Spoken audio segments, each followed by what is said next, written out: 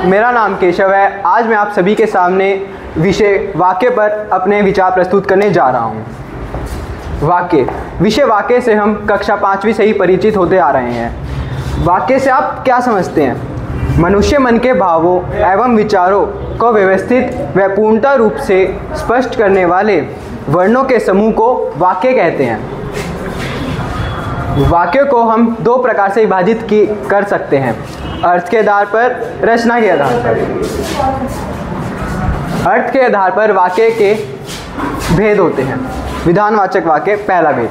विधानवाचक वाक्य में सदैव ही कार्य को करने के लिए आदेश दिया जाता है। आज्ञावाचक वाक्य वह वाक्य होते हैं जो किसी कार्य को करने के लिए प्रेरित करते हैं। प्रश्नवाचक वाक्य में कर्ता सदैव ही प्रश्न पूछता है। इच्छावाचक वाक्य में सदैव ही कोई पर्सन इच्छा व्यक्त करता है। संदेहवाचक वाक्य वह होते हैं जो किसी संदेह को व्यक्त करते हैं। संकेतवाचक वाक्य वह वाक्य होते हैं जो किसी संकेत को व्यक्त करते हैं। इन दोनों में डिफरेंस है।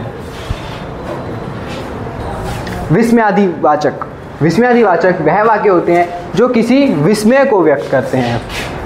निषेधवाचक वाक्य सदैव ही जो किसी कार्य को ना करने के लिए कहते हैं, उन्हें निषेधवाचक वाक्य कहते हैं।